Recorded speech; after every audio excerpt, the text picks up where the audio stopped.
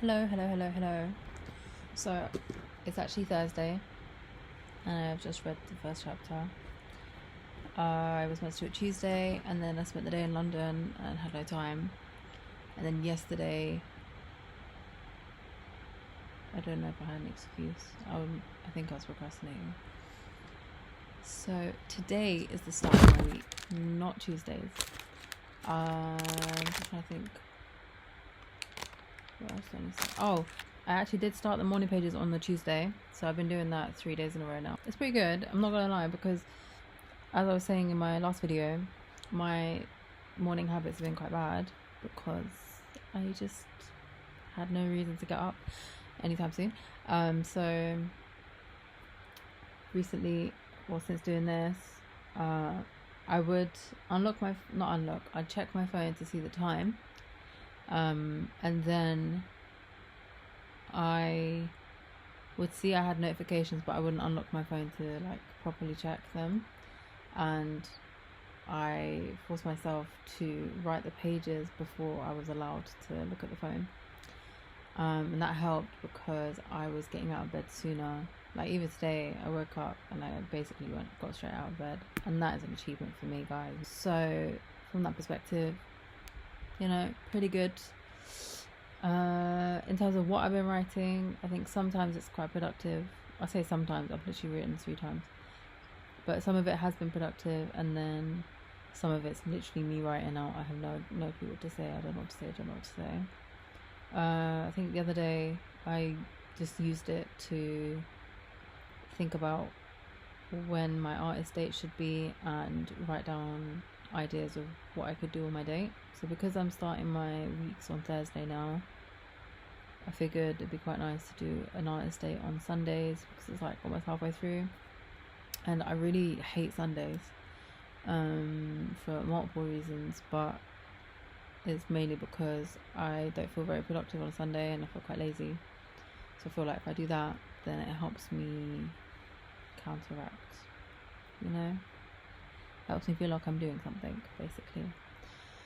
In terms of the actual chapter I've read, it started off by basically talking about how it's, they didn't say it was sad, but I took it as quite sad. How it all starts basically when you're a child, and if they're not nurtured correctly by the parents, obviously it depends on the situation of the families, because not every family has like parents, and not every family is in a position to even like care about stuff like this, because they're struggling for money, and anything could be happening. There might be illnesses in the family that are obviously more important, so they've not got the not the luck, but what's the word, the luxury. They don't have the luxury of putting this like first, or this being, because this is a very first world problem, I think. So they don't have that luxury, basically. So obviously I'm speaking very generically, and it's not going to apply to everyone. This book obviously is not going to apply to everyone too. But yeah, so just talking about how as a kid, if your parents, rather than being excited about something that the kid is like having ideas about, and they're just like, well, yeah, try it and see how it goes, which I thought was a good way to do it, because it's like not putting too much. I thought it wouldn't put too much pressure on the kid, whereas if we were excited, I felt like it would get them excited, but I don't want to be a part of them getting their hopes up. But obviously now reading this, I can understand why that is also quite not damaging, but like limiting. But yeah, so basically it's basically setting a precedent of like, look, as a creative, you always strive for not validation but support, and especially the support of your nuclear family, or the people that are like obviously the most important to you. And if that isn't there, then you're less likely to pursue it. It was then also talking about how a lot of people who have a dream to be creative and have that be their lives, They often do shadow work instead, so they're like shadowing someone who is what they want for themselves. Like, for example, songwriters, as opposed, like, ghostwriters, sorry, as opposed to being actual artists. And a lot of that is because of fear. People also do jobs in sectors that are similar to your dream, because it gives you an outlet to at least live your dream, but not actually live your dream. Like, it's something that's more academic and more reliable, but in terms of job prospects, but it's not your dream. It was saying how kids, like, if they're they want to be writers, they tend to be encouraged into being lawyers, because obviously there's a lot of writing involved there, and there's a lot of like, just word, it's very word central, I guess, as the job. So they could also be pushed to be doctors as well for a similar reason, because they're more academically intelligent. I'm trying to think what else did they say. So people are also drawn to others that are living the first person's dream. So, well, I don't know if this isn't like based on statistics and stuff like that, so I don't know how accurate this is, or if it's just her, like, I don't know if this was the author's like interpretation or her own view of the world, but I mean, I guess it makes sense. So people often when they're in like this negative space about their creativity, they often get with people or date people or look for people that are in that space, and help that person to pursue their creativity, because they've made a conscious decision to focus on that, so they kind of live vicariously through them. And a lot of it again is out of fear, and fear of like rejection, and fear of failing as well. What else? I feel like there was a lot more, but anyway, it just started off saying like there's loads of reasons why someone might not pursue their creative passion, and a lot of it is revolved around how you're treated as a kid, and how those creative ideas are treated when you're a kid. And then it went on to talk about negative self-talk, and how a lot of it is and how a lot of it is irrational, and that we need to focus on turning this negative self-talk into positive. So it's just talking about like positive affirmations and like do this, do that, that's pretty much like the main gist of what I got, like, as to what to do for the next week. Let me just pull it back up actually.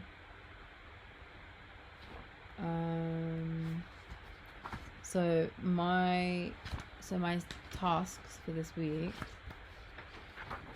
are: every morning set your clock 1/2 hour early. I'm not doing that. Get up and write 3 pages. I've been doing that, so that's fine. I'm just not waking myself up half an hour early, but it's because I'm fun employed, so you know, I don't have to. Yeah, morning pages basically. Take yourself on an artist date. It's asking me to time travel. So at one point in the chapter it talks about time traveling, and you have to like almost segment your past into defining like chapters in your life, and try and think about what memories are key in each chapter, in either encouraging your creativity or discouraging it, or something that was maybe traumatizing, or you know, something like that. But yeah, so it's saying time travel, list 3 old enemies of your creative self-worth. Please be as specific as possible in doing this exercise. So I think I have to like name and shame basically. That'll be interesting. Number 4, time travel again, but saying to select and write out 1 horror story from your Monster Hall of Fame. You don't need to write long or much, just jot down whatever details come back to you. This is a problem for me because me and memory do not go hand in hand. I forget everything. It's really bad. Anyway, write a letter to the editor in your defense. Mail it to yourself. It is great fun to write this letter in the voice of your wounded artist child. So that'll be interesting. There's actually quite a lot of activities to do. I think they mentioned like you're not expected to do all of them in the week. I mean, I'll try and do as many as I can, but I don't know. Number 6, time travel again, but this time list 3 old champions of yourself, your creative self-worth. Be specific. Every encouraging word counts, even if you disbelieve the compliment. Record it. It may well be true.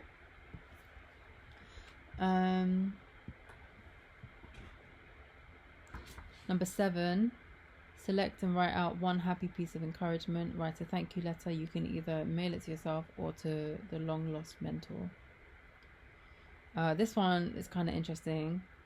If you had 5 other lives to lead, what would you do in each of them? I think 5 lives to lead.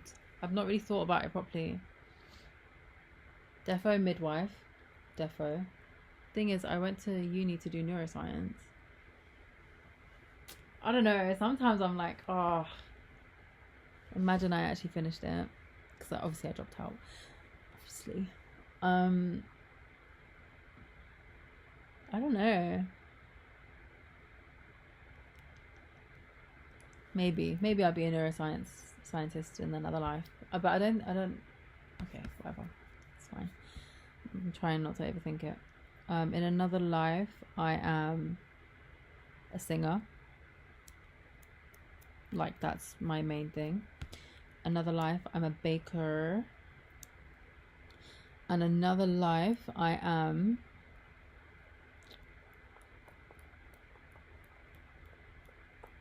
what have I always wanted to do?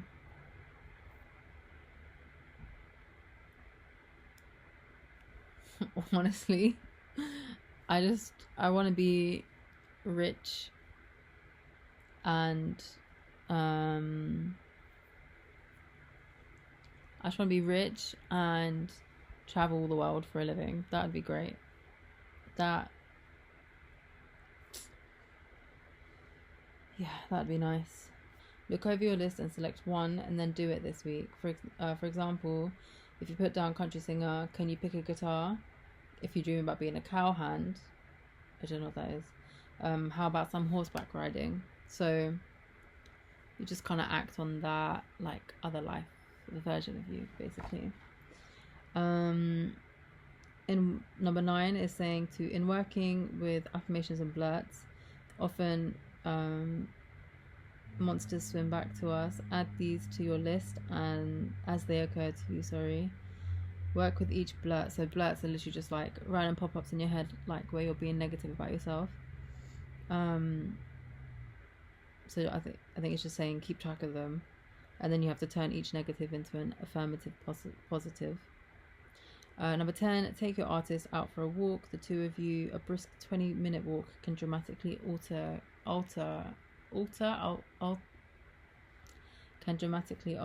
consciousness. And then there's a check-in as well.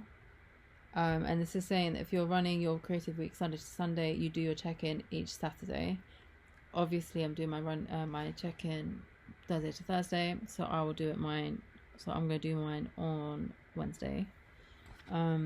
It's basically just like asking you the same questions about like how your morning pages are going, how many did you manage to do this week, did you take yourself out on a date, are there any other like problems you face with doing your other activities in the week, sort of thing. That was pretty much it. So it's not actually too bad.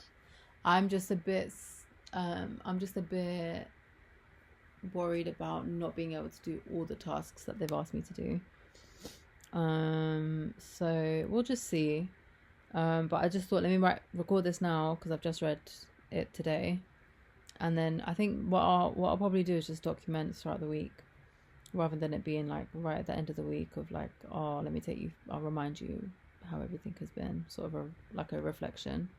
Don't think I want to do that. So yeah, that's it. I mean, I feel fine. It took me a long time, not a long time. I had basically had to force myself to go to a cafe and read because being in my house doesn't encourage me to read, basically.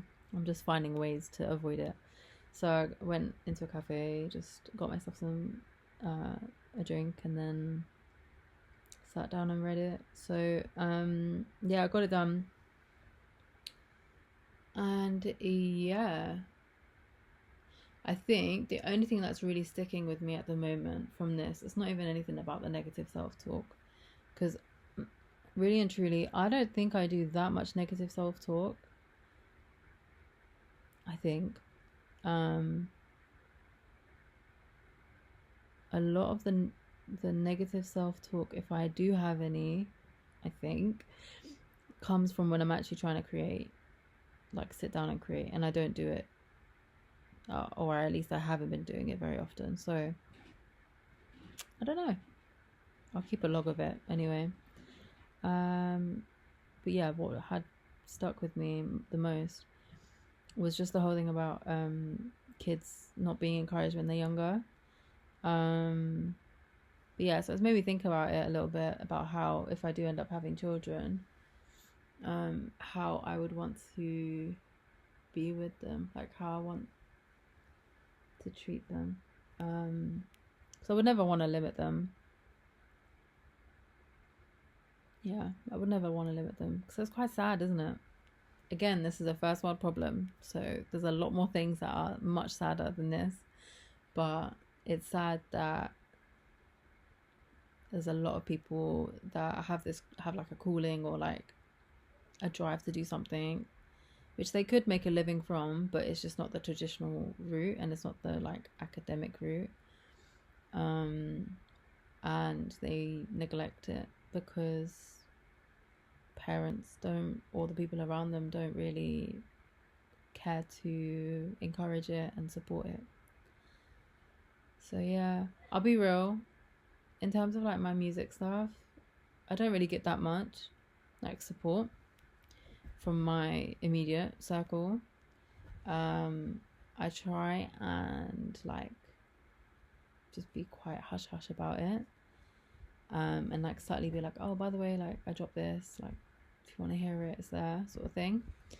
And I've had a couple of people talk to me about it, but like generally speaking, I don't feel that supported by my family and like inner circle. And this is not like but yeah, I mean, it'd be nice to have it, but it's not deep.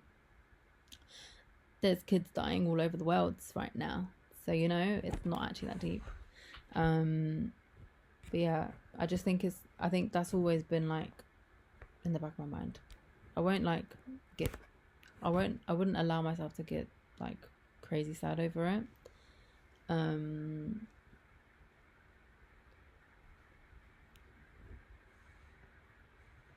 But sometimes, like when they do show up though, it's really, really nice. And it's almost like, you know, as a kid when you would do a show or something, and then you look out in the crowd and like you try and look for your parents, and like finally you get to see them. It's just it excites me like that a little bit. I think I did a show in Derby years and years and years ago now, and I casually, because I was visiting my cousin at the time, I casually mentioned it to her, like, oh, like I've been asked to do this show, like you don't have to come, but I'm probably gonna go, and then I can just meet with you after. And she was like super excited for me, like, and she's like, no, I want to come. And honestly, it was probably one of the best days I had with her. And yeah, it was nice. And then one time I did a show just literally in my hometown. It was with like BBC Introducing, and a few of my family members came to that, and that was really sweet because so embarrassing. it was literally like, I think I want to say, apart from them, I want to say I like 5 other people were there, and it was like a pretty decent sized room, so it made it look even more empty with the lack of people. But it was really sweet because I think my cousin and her husband put got t-shirts made that had my face on them, and then they also she made a sign for me as well. I just find it so funny because like there's like maybe 10 people in this room. But yeah, I just thought it was funny. And obviously it was sweet that they came. And then even my best friend's brother, who's basically my brother, he came on his own just to support me because I think my best friend was away at the time. But yeah, he came and he walked from his place, which was like an hour away. So that was really sweet. It was quite funny because my mom didn't realize it was him. I don't think she'd seen him in a while, so she was like, "Oh, are you a fan of ours?" And he was like, "Yeah, yeah, yeah." And then obviously he told her who. Oh no, I think my mom was like, "Oh, who are you? Do you know her? Like, who are you?" And he obviously said who he was, and then she was like, "Oh my god, I didn't recognize you. Sorry." And then it was just the whole thing, but it was really cute. But yeah, one of my old co-workers turned up actually with her boyfriend. That was really sweet. It was just so random as well. So I felt, again, like when people do this, I think when people do things outside of me, like asking them, that's when it feels like more genuine, and I appreciate it a lot more. Anyway, I don't know how I got onto this tangent. I think the whole thing about the kids not being like seen for their creative ideas stuck with me a little bit. So anyway, soz, that was all I wanted to say, and it's turned into a half-an-hour video. I'll check in when I've got stuff to say. Really, that's it. And then yeah, that'll be my week 1 done. Till next time. Bye bye.